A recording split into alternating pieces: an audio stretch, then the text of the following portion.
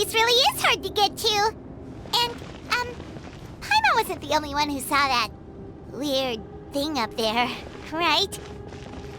All those eyes inside of it? Talk about creepy. I believe that's how the ruler of death keeps an eye on Tevat. Quick, this way! We're almost there!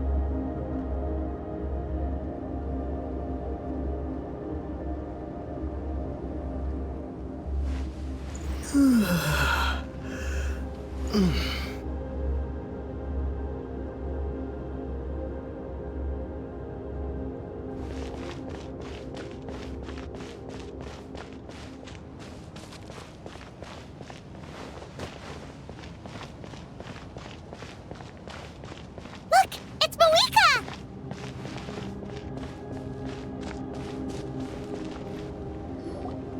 I have grown weary of the endless wait. The fate of this land is of no interest to me anymore. However, you humans managed to meet the expectations of the heavenly principles. For that result, you deserve praise. Moika, as the price for using my power, I shall now bear witness to your death. And with you, the war that your nation has waged for more than 1,000 years shall meet its end. Mawika! You got here sooner than I expected. What are you doing? Closing the final chapter on the plan that has consumed Natlan for 500... No. For the entirety of our history.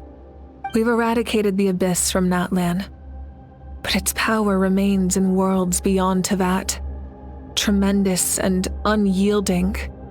Only by completely restoring the Night Kingdom can we defend against its corrosion in the long run. But the architect of the Night Kingdom is near her end. She lacks the power for such a task. And worse still, if her life force is depleted, the rules of Natlan disappear along with her. We have no need for the Ode of Resurrection right now, but it remains Natlan's strongest defense should the Abyss return one day. So, you're planning to... Yes. My plan is to once again place my life within the sacred flame. 500 years ago, I gave my life for the chance to be reborn in this era. A chance to see all my plans to completion. And now, to sustain the Lord of the Night, I will give my life once more. I respect your decision, Malika. But this method requires an immense sacrifice. The flames of your life force are exceedingly strong. But a life sustained by fire is one destined to die out one day. What will you do then? I've thought about that. With the Abyss out of the picture for now, the Sacred Flame's power will be consumed at a much slower rate. My life force should be able to sustain it for another 200 or 300 years. Future Pyro Archons will continue to seek new sources of fire. As long as Natlan's legacy endures, the Night Kingdom will survive, impervious to the Abyss. Once again, you place hope in the hands of the future. But the pilgrimage can replenish the power of the sacred flame. We can give it that meaning. Why shoulder this burden by yourself? Because I want the pilgrimage to change. The pilgrimage was an essential part of our struggle against the Abyss, a grand competition full of promise and glory. But it also chained our people to an inescapable destiny. Fear and anxiety have been our constant companions. We knew what the consequences would be if we laid down our arms. Morality left us with no other choice. And so, Natlan became the nation of war. This is where Xbalanque defeated the dragons and granted our people the liberation of their flesh. And now, in the same place, I have the chance to grant them the liberation of their spirit. There will be no war, only competition, one fueled by our dreams for the future rather than a desperate struggle for survival. A new future deserves a new meaning, a chance to take a definitive step forward. Very noble indeed. But what does any of this have to do with you? You speak of duty, but not yourself. In my eyes, Malika, you are not inherently special. A child of Natlan among countless others. Yes, the situation is urgent, and the ley lines must be restored right away. But it is too heavy a burden for you to shoulder alone. That is where we differ, Lord of the Night. You see all humans as the same, but I understand what it means to be a leader. A leader is swift and decisive in the face of reality, someone capable of making the right choice even when there are no good options on the table. Sacrificing the remainder of my life to help Natlan overcome this crisis. That is the right choice. After all, leadership is built on the trust of ordinary people. Without them, there is no Archon. The people look to their leader to make the world a better place and stand up for them when it counts. For that reason, I must see my duty through to the very end. But what about you, Malika? You still haven't talked about what you want. Is it that unimportant to you? It's not important, Citlali. There is nothing more important than protecting the future we built together.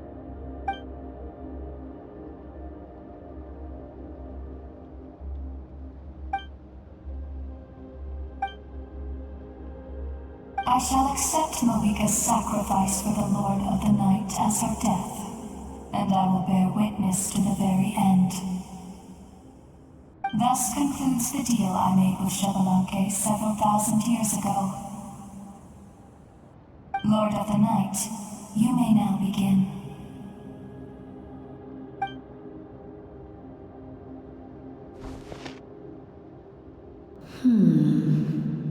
What are you waiting for? There is another who wishes to take part in the ceremony. And I cannot disregard their intentions. Another?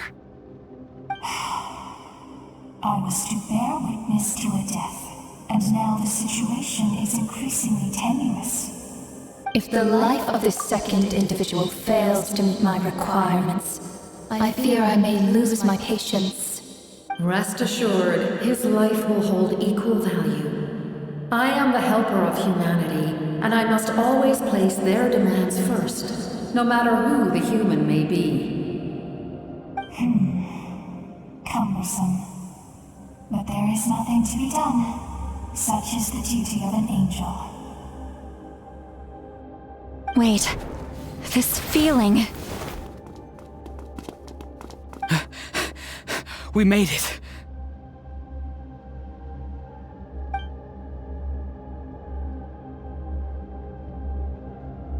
Thank you for showing me the way. The captain? The other individual you mentioned. It was him? Indeed. Like you, he carries many lofty ideals. Malwika, I understand how you feel, and if I were an ordinary mortal, I would have no reason to stop you. But like you, I've been waiting for this day for too long, and I can offer a better solution. You created this new future, and you deserve to guide its direction. Your life should not end here. But death is the end I have been trying to reach all along. I have come this far to use my death to open the gates of the ley lines to my people. Your people? That's right. They have been with me for the past 500 years. But how? Carrying that many souls within you? There's no way you could keep your consciousness intact. Besides, you weren't affected by the source mechanism like I was. Do you still remember the voice that you heard? It came from my heart. With the help of technology from Conria, my heart was modified to convert memories and souls from the ley lines into knowledge. As a result, I became extremely sensitive to souls, and developed the ability to sense their presence, much like yourself.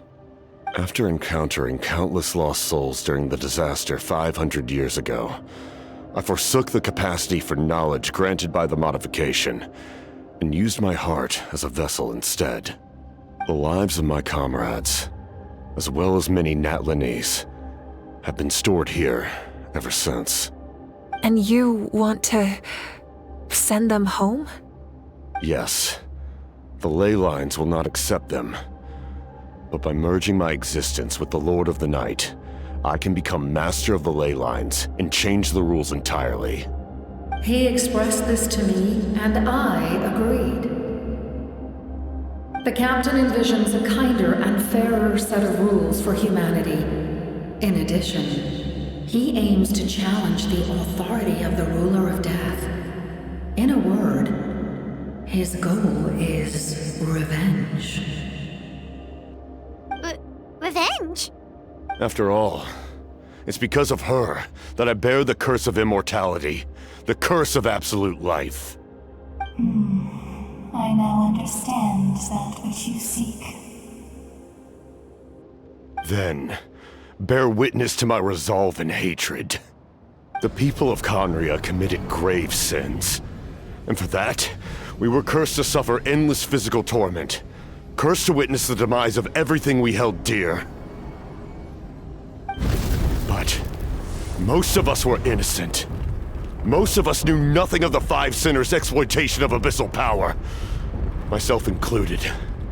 If I sacrifice my life for the Lord of the Night, you get the death you desire.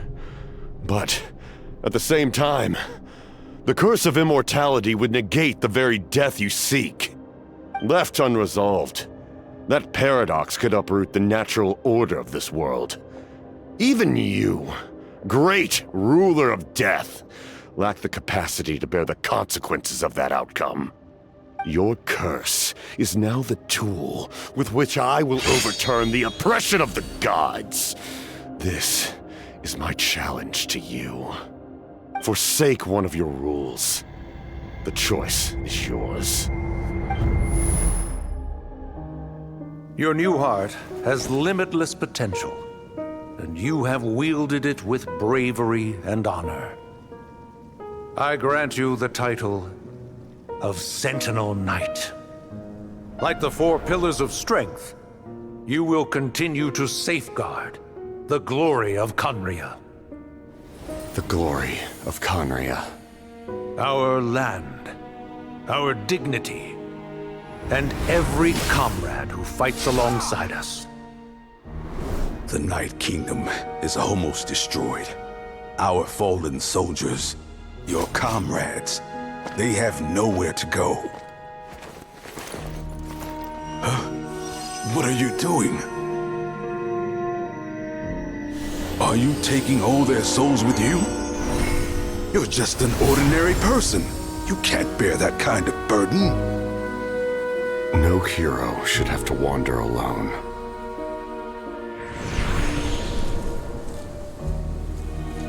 The curse of immortality.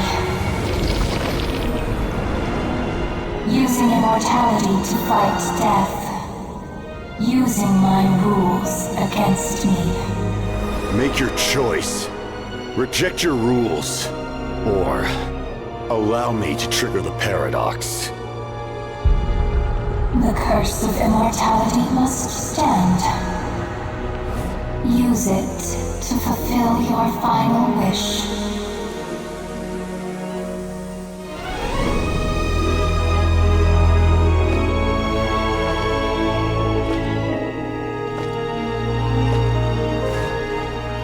Well fought, my lord.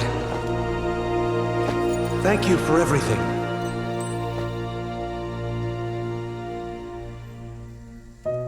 This time, let's go together. Yes. Let's go together.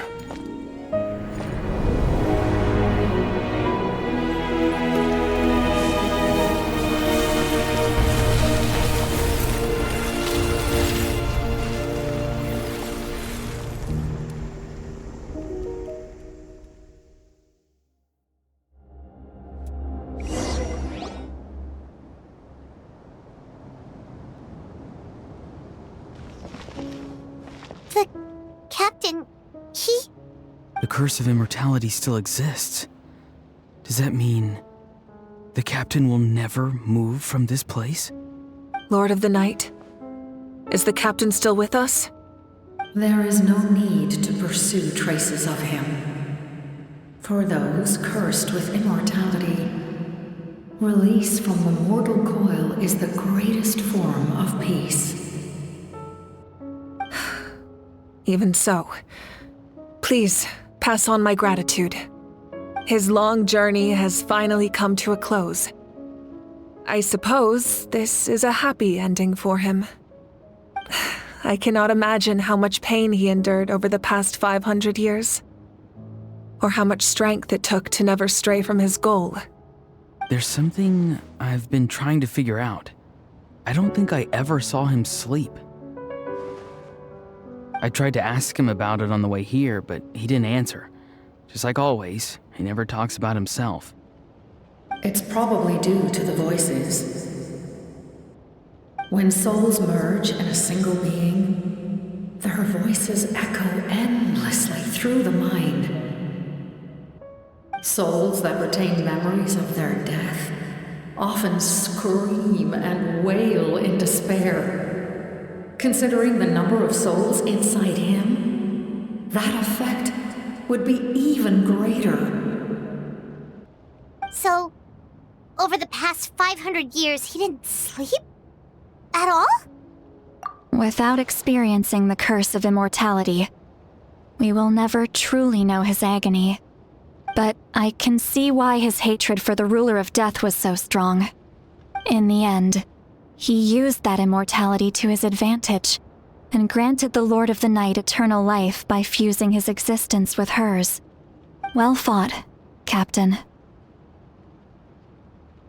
You may wonder why the Night Kingdom, a land of souls, was unable to accept the souls adrift on the surface.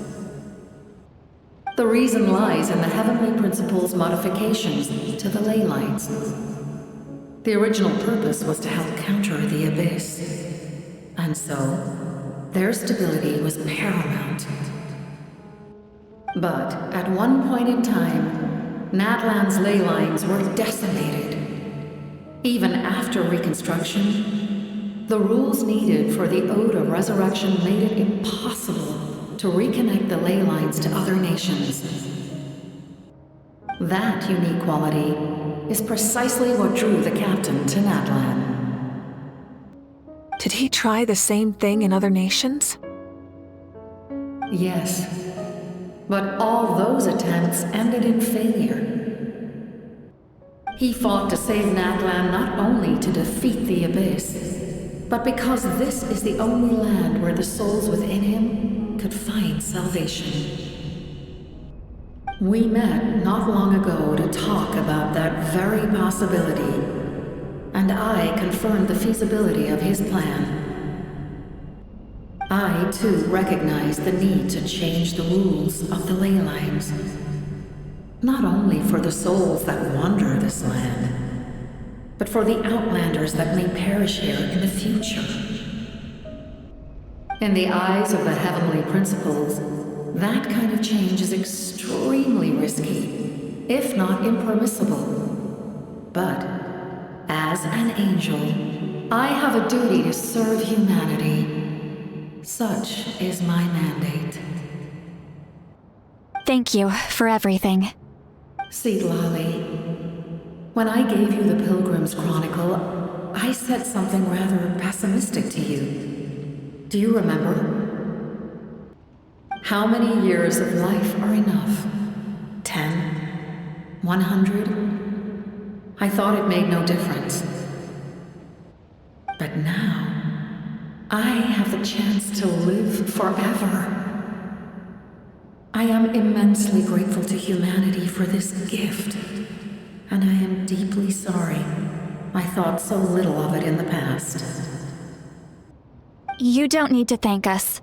You bear a heavy responsibility. Heavy? No. That responsibility is the purpose of my existence. Farewell, humans, creators of miracles. A new era awaits you. Looks like she returned to the Night Kingdom. So, this was the captain's goal all along. He fought to the end for all those souls and challenged the rules of the world in the process. He was an outstanding warrior. He took on a burden that was meant for me and even brought about a better outcome. It would seem I lost this duel. He was right. Natlan needs a leader to guide its future. If not a successor, then that responsibility will continue to be mine to bear. But for now, let us pay our final respects to this fallen hero.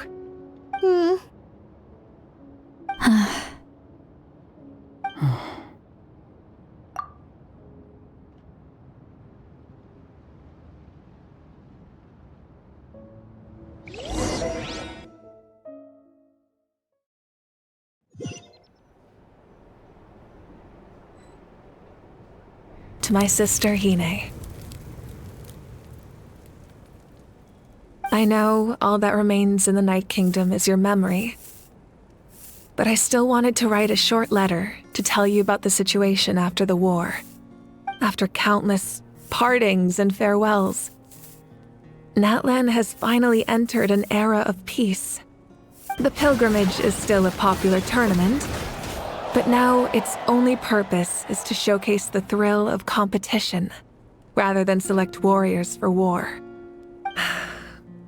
Our cultural legacy is not rooted in our suffering. In this era of peace, Natlan's fire will burn brighter than ever. With the restoration of the Night Kingdom, our people are now free to leave our borders, and many have set their sights on the wonders of Tibet. I'm sure many exciting and eye-opening adventures await them.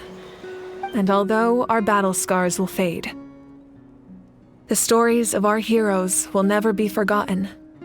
When a new you returns to this land one day, I know you'll recognize the significance of this war and all we lost.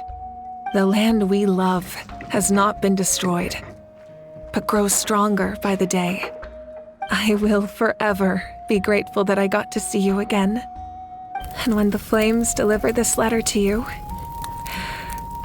I hope you know how much I miss you. I actually got the chance to finish this painting. And not a moment too soon. It's time to bid farewell to all the fallen.